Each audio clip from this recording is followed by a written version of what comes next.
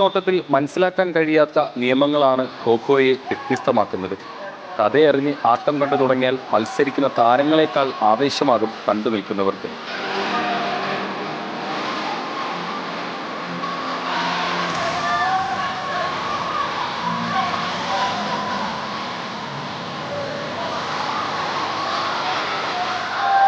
Post to post 2 central line ഉണ്ട്. അതിൽ cross ലൈനിൽ 8 പേര് ഓൾട്ടർനേറ്റീവായിട്ടാണ് തിരിഞ്ഞിരിക്കാറുള്ളത്. ഇരിക്കുന്ന ആൾക്കാരെ ചേസർ എന്ന് പറയാം. ഓടുന്നത് റണ്ണേഴ്സാണ്.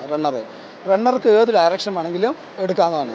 ചേസർക്ക് വന്നിട്ട് ഒരു സൈഡ് തിരിഞ്ഞു കഴിഞ്ഞാൽ അയാൾക്ക് 90 ഡിഗ്രി മാത്രമേ യൂസ് ചെയ്യാൻ പറ്റുള്ളൂ, പുറകോട്ട് ഇല്ല. അതേപോലെ ഈ സെൻട്രൽ ലൈൻ ചേസർ ക്രോസ് ചെയ്യില്ല. അതിനാണ് നമ്മളോട് തിരിഞ്ഞിരിക്കുന്നത്. അപ്പോൾ അവർ അപ്പുറം കടക്കുന്ന ആളിനെ തുടങ്ങണമെങ്കിൽ അവർ ഗോ കൊടുക്കുകയാണ് ചെയ്യേണ്ടത്. കായികക്ഷമതയുടെ പരീക്ഷണശാലയാണ് ഖോഖോ മത്സരങ്ങൾ. ഒരു വിസിലിൽ നിന്നും അടുത്ത വിസിലിലേക്കുള്ള സമയം മുഴുവൻ നിർത്താതെയുള്ള ഓട്ടമാണ്.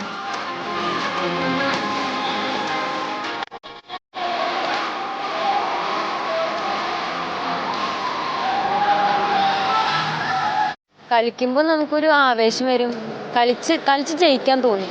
സാർ കുറേ സ്കില്ലുകളൊക്കെ പഠിപ്പിച്ചു തന്നു. പിന്നെ അങ്ങനെ കുറച്ച് ആവേശം വരും. പിന്നെ അങ്ങനെ കളിക്കാൻ തുടങ്ങിയതാണ്.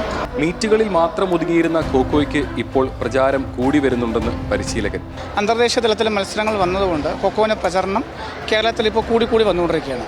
ഫുട്ബോൾ പോലെയോ അല്ലെങ്കിൽ ക്രിക്കറ്റ് പോലെയോ കുട്ടികൾക്ക് പൈസയുടെ ചിലവ് വരുന്നില്ല. അപ്പോൾ എല്ലാ സാധാരണക്കാർക്ക് മക്കൾക്ക് പഠിക്കാം. സാധാരണ സ്കൂളിലെല്ലാം ടീമുകളും വരുന്നുണ്ട്. ഏഷ്യൻ ഗെയിംസിലുണ്ട്, സൗത്ത് ഏഷ്യൻ ഗെയിംസ്, സാഫ് ഗെയിംസിലൊക്കെ ഉൾപ്പെടുത്തിയിട്ടുണ്ട്. നമ്മുടെ കേരളത്തിൽ നിന്ന് ഒരുപാട് കുട്ടികൾ പങ്കെടുത്തിട്ട് ഗോൾഡ് മെഡൽ വാങ്ങിച്ചിട്ട് തിരിച്ചു വന്നിട്ടുണ്ട്.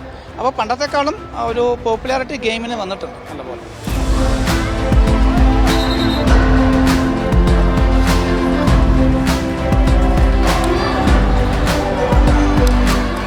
തിരുവനന്തപുരത്ത് നിന്നും അക്ഷയ് VS-നൊപ്പം MP ദേവൻ, ന്യൂസ് മലയാളം.